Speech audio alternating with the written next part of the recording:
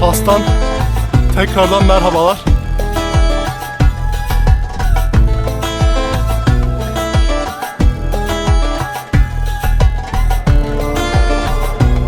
Ben ve minare, şu ben, şu da minare.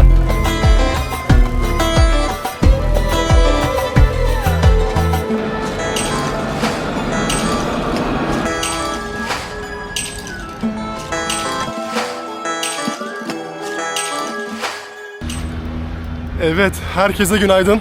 Fas'tan tekrardan merhabalar. Bugün Fas'taki 5. günümdeyim.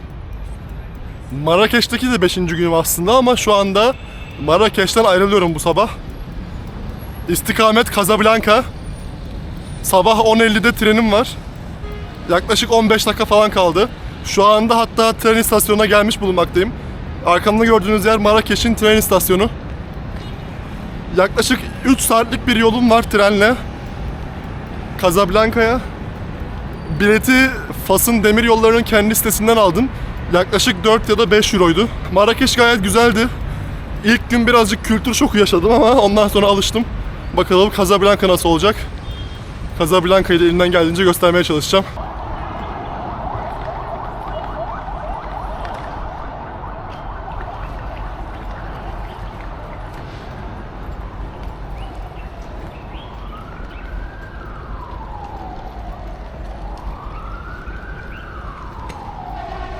Evet, trenimiz bu.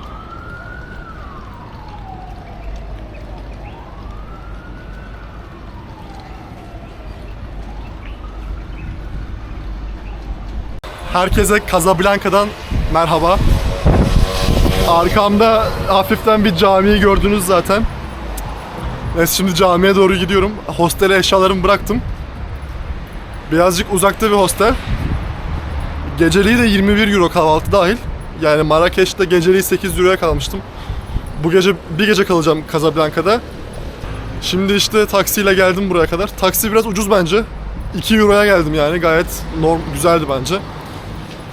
Şimdi işte camiye girmeye çalışacağım. Saat 4'te bir tur var. Hani eğer alırlarsa girmeye çalışacağım içine. Almazlarsa da dışarıdan bir göreceğim. Burası Hasan II camisi, yani 2. Hasan camisi.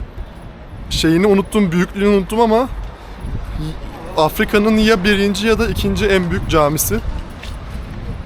Ve minaresinin yüksekliği de yaklaşık 200 metre civarında. 220 metre mi, 200 metre mi, öyle bir şey minaresinin büyüklüğü, yüksekliği. Onun dışında işte bir akşamım var burada. Sonrasında birazcık Eskişehir'i gezeceğim. Deniz olduğu için bir adım önde benim için. Deniz kenarı şehirler daima daha güzeldir bence.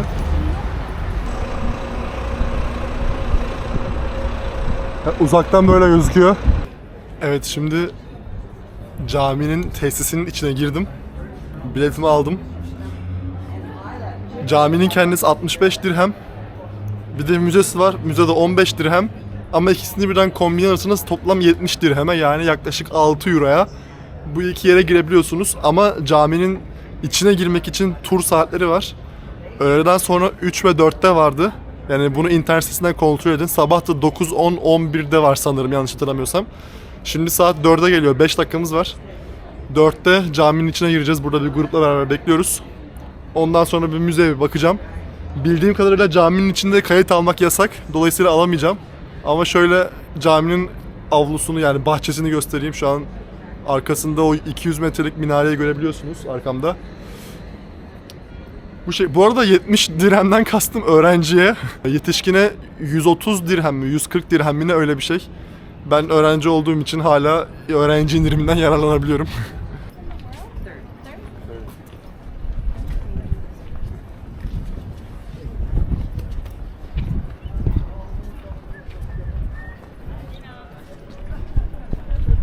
Enjoy. Thank you, you too.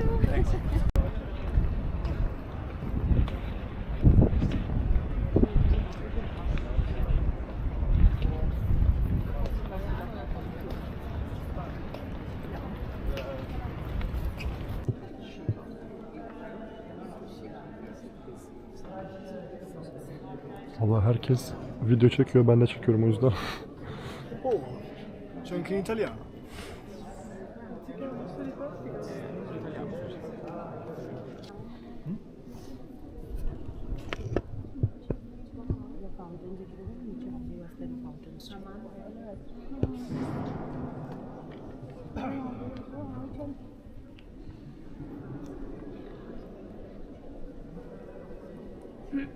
Ali.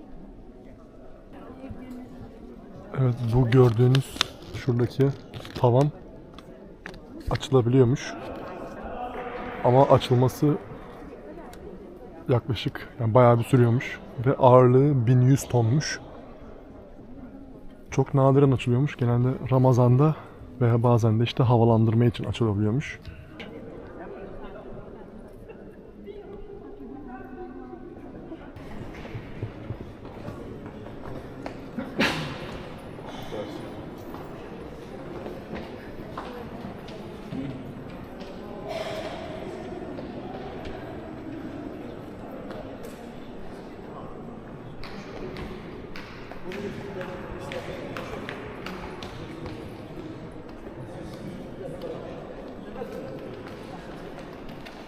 Şimdi tekrardan caminin dışına çıktık. Ayakkabılarımızı giydik. Evet, burası da abdesthane. Şu duvarlarda full musluk var.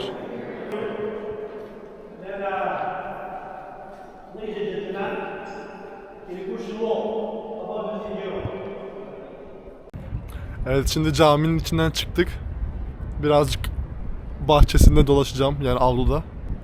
Yani içeride her şeyi çekebiliyorduk, o yüzden ben de çektim gayet. Elimden geldiğince de anlatmaya çalıştım. Şöyle ki birazcık bilgi vereyim. İçeride 25.000 kişi, dışarıda da 80.000 kişiye kadar ibadet alanı var. Onun dışında 1986'da yapımına başlanmış, 1993'te bitirilmiş ve ibadete açılmış bu cami. İkinci Hasan da yanlış hatırlamıyorsam 1950-1970 o civarlarda yaşamış bir kral burada. Minarenin yüksekliği 212 mi 215 metre mi öyle bir şey. Hala burada ibadet yapılıyor. O yüzden ibadet dışı saatlerde ziyaret var. Bugünkü 4 turu son turdu. Çünkü ikindi namazı olacak birazdan. Minareyi şöyle tekrardan göstereyim. Ben ve minare, şu ben, şu da minare.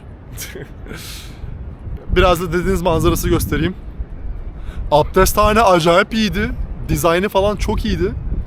Yani 3000 musluk mu öyle bir şey söyledi adam. Baya bütün duvarlarda musluk vardı. Kaliteli. Bayağı para harcanmış buna. Yapımında 12.500 tane işçi çalışmış. Yine rehberimiz o şekilde söyledi. Evet, deniz kenarı ve 2. Hasan Camisi. Lokasyon mükemmel.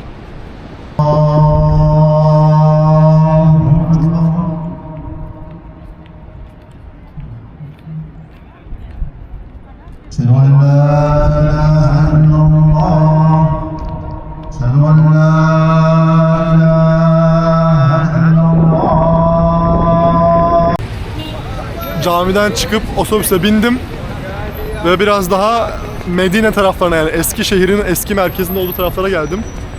Şu arkamda gördüğünüz bina da Casablanca'daki bir başka tren garı. Adı Casa Port, çünkü deniz kenarında, yani limana yakın. Yarın ben buradan bineceğim trene, Rabat'a gideceğim. Şimdi Medine taraflarına yakınız. Benim ilk edindiğim izlenim şehirle ilgili, yani biraz daha fazla gökdelen var. Biraz daha fazla iş yeri gibi duruyor, yani hani daha böyle biraz daha gelişmiş duruyor Marrakeş'e göre. İlk edindiğim izlenim bu şekilde, ama tabii ki de trafik Marrakeş'te de öyle, burada da öyle, birazcık kötü. Çok, yani taksiye bindim camiye giderken, çok feci araba kullanıyorlar, yani içim dışıma çıktı, benim öyle söyleyeyim yani. Medine dediğimizde ne oluyor? Böyle labirentimsi yerler olması gerekiyor. Ben de şu an o labirentimsi yeri buldum. Medine Market veya işte Bit Pazarı, Flea Market diye geçiyor burası. Yine surlar içerisinde bir yer. Ya bir de ben bunu çekerken herkes bana bakıyor, ben anlamıyorum. Biraz utanıyorum konuşurken böyle. Çok acayip profesyonel olmadığım için bu konuda. Böyle kamera görünce herkes böyle bakıyor. Ben de konuşma baskısı hissediyorum üzerimde. Neyse. O şekil yani. Hani arkamdan da görmüş olduğunuz üzere burasının da Marrakeş'teki o büyük çarşıyla pek bir farkı yok. Zaten Medine'nin anlamı bu. Büyük pazar. Bakalım. Dolaşıyorum öyle işte sokaklarda, birazcık geziniyorum. Ya insanlar bile durmadan bir şeyler söylüyorlar, bir şeyler soruyorlar. Yani çok zor aldırmadan yürümek. Böyle büyük bir kapıdan da girebilirsiniz bu arada bu büyük markete. Büyük açık hava pazarına. Ben bir de bu kapısından girip bakacağım.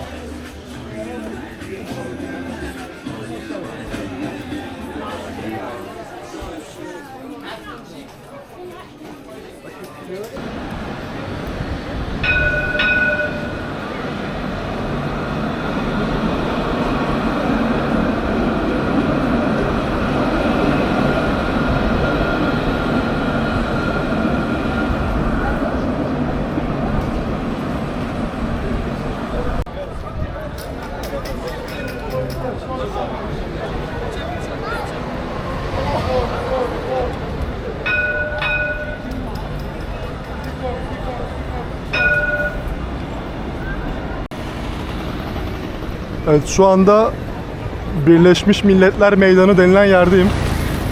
United Nations Square diye geçiyor.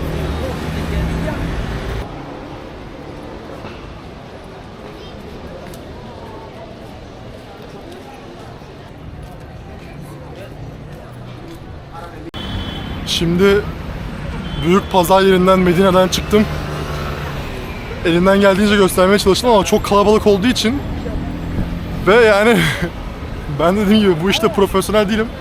İnsanlar durmadan bakıyor. Baktıkları için de böyle bir geriliyorum. Gerildiğim için de çok acayip fazla çekemiyorum.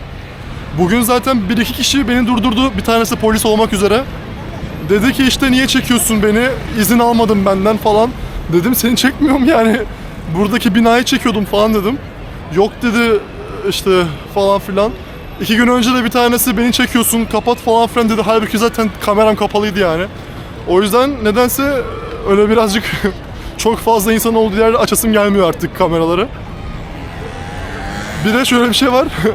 Magnet almak istedim bir abladan pazarın içinde.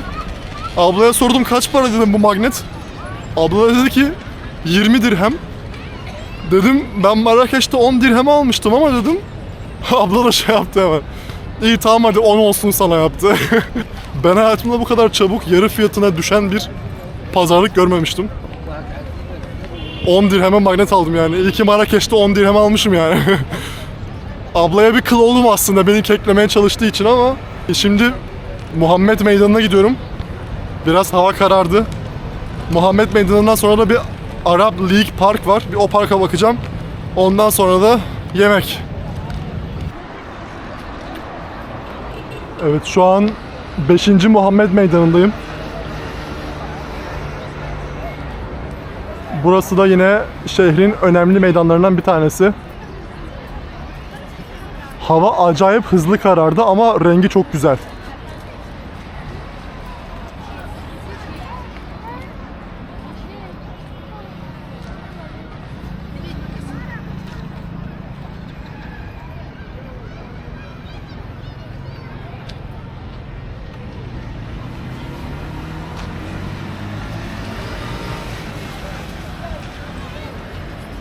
Evet şurası Casablanca'nın Grand Theater. Ya büyük tiyatro salonu.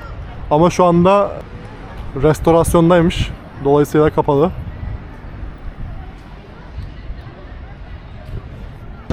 Biraz da kendimi göstereyim ya. Allah Allah. Biraz da şöyle az insanın olduğu bir yerde rahat rahat kameraya doğru konuşabileyim ya. Ay Allah'ım ya Rabbim ya.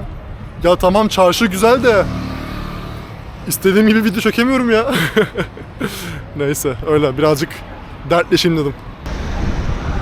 Acayip güzel bir lokasyon buldum. Full palmiyeler böyle. Havanın renginin güzelliği beni bitirdi. Tabii arabalar çarpmasın. Şimdi şu gördüğünüz yer Arab League Park diye geçiyor. Bakalım ucundan da olsa bir görelim şu parkı. Bayağı büyük bir park burası da. Tabii hava karanlık olduğu için çok güzel görünmeyebilir ama yine de günlük park dozumuzu almadan gitmeyelim.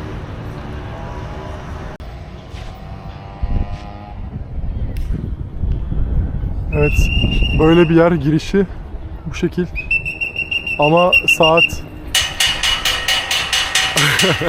görüyorsunuz saat 9'da kapanıyor ve şu anda saat 8:40 falan.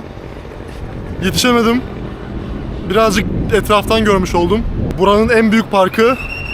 Eğer buraya gelirseniz benim yerime de girin. Arap Ligi Parkı diye geçiyor. İngilizcesi de Arab League Park. Yani işte şu an güvenlikçi abi işte içeride biri kaldı mı diye düdük çalıyor. Palmiyeleri falan görebiliyorsunuz zaten.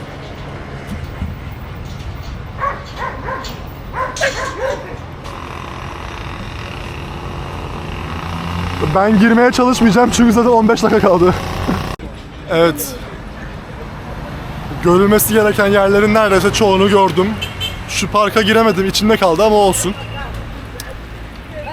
Yaklaşık 8 saattir Casablanca'dayım. Hatta yok, aynen 8 saattir Casablanca'dayım. Bence Casablanca Marrakeş'ten daha düzenli bir şehir. Daha hoş bir görüntüsü var. Ama görülecek bir şey yok.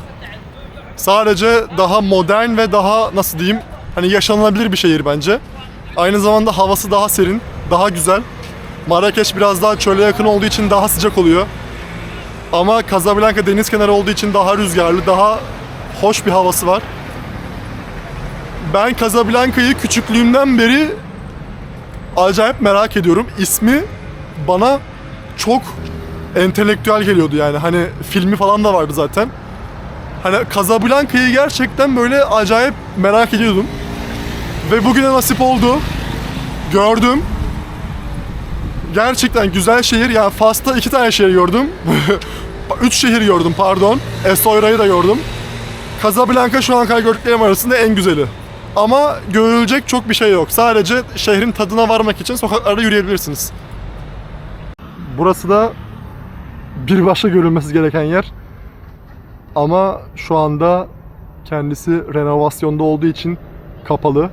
Google Maps'te adı Sacred Heart Katedral diye geçiyor. Ama dediğim gibi şu anda renovasyonda olduğu için zaten giremiyordum. O yüzden gece bir bakış atayım dedim. Hemen Arap Ligi Parkı'nın yanında. Siz geldiğiniz zaman belki renovasyonu bitmiş olur. Burayı da benim yerime içini bir görürsünüz. İngilizcesi Sacred Heart Katedral.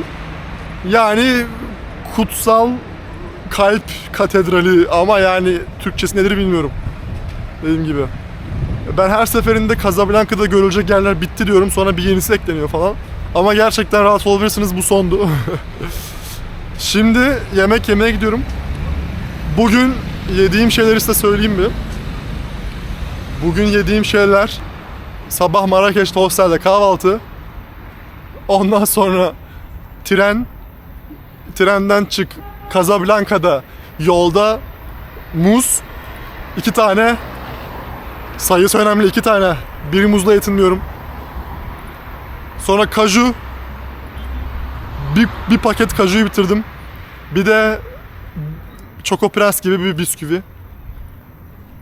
Bunları öğlen yemeği niyetine yedim. Şimdi akşam saat 9 oldu. Rossignol diye bir restorana gidiyorum şu anda. Fas restoranı değil. Marrakeş'te çok fazla Fas yemeği yedim zaten. Birazcık başka tarz yemek yemek istedim. Ki zaten bu restoranı kim önerdi? Marrakeş'te Jardin Majorel'de ayaküstü tanıştığım İzmirli buraya balayına gelmiş olan çift. Onlar yarın Casablanca'dan Türkiye'ye dönüyorlar. O yüzden bugün tekrar Casablanca'ya geldiler. Evet, şimdi Rossignol'da onlarla buluşacağım. Şans işte. Konuştuk, iletişim kurduk. Dedik ki son gece tekrardan bir görüşelim. Şimdi Rossignol'a geldik. Bu şekilde. Barış ve Fatma'yla da buluştuk. Aynen. Merhabalar tekrardan. İzmirli çekiyor işte. Ortam bu şekilde. Ben somon soyadım. Barış dedi ki somon dedi güzel gözüküyor dedi. Aynen. Ben de somon söyledim. Bu 130 dirhem yani yaklaşık 11-12 euro civarı bir şey. Bir de detox söyledik. Detox ne vardı içinde? Zencefil. Aa işte ve ananas aynen. Ananas, limon ve zencefil var aynen. Bu da 45 dirhem yani yaklaşık 4 euro civarı.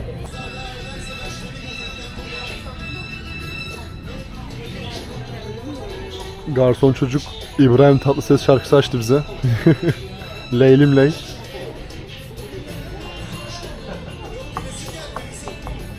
Casablanca'da ki günümü bitirdim. Hostele geldim. Şöyle göstereyim hatta. Bak hostel yazıyor. Aynen. Le Hostel. Casablanca'da burada kalıyorum. Sağ olsunlar Barış ve Fatma beni şimdi hostele bıraktılar. O yüzden onların araba kiralamıştır onlar balayı için. Sağ olsunlar bir yemekten sonra bıraktılar. Gayet güzel bir yemek ortamıydı. Casablanca'da bu şekilde bitmiş oldu. Yarın Rabat'a geçeceğim. Yine sabahtan trenim var. Elimden geldiğince Casablanca'yı göstermeye çalıştım size. Dediğim gibi gayet yaşanılabilir bir şehir. Yani Fas'ın içinde yaşanabilecek olan şeylerden bir tanesi bence. Marrakeş'e göre daha düzenli ve biraz daha gelişmiş duruyor. Daha ferah duruyor. Ama görülecek yer sayısı çok daha az Marrakeş'e göre. Yapılacak şey sayısı biraz daha az. Hani o yüzden bir gün gayet yeter. Şehrin tadına varabilirsiniz bir günde. Biraz daha sokaklarında gezmek istiyorsanız 2 günde verebilirsiniz. Bu şekilde. Beni takip ettiğiniz için çok teşekkür ederim. Yarın Rabat'ta olacağım. Rabat'ı da sizlere çekmeye çalışacağım. Onun da tabii ki de bir video halinde yayınlarım diye düşünüyorum. Beni takip ettiğiniz için tekrardan teşekkürler. Beğenmeyi unutmayın, abone olmayı unutmayın ve beni çevrenizde paylaşmayı da lütfen unutmayın. Kendinize dikkat edin. Görüşürüz, hoşça kalın.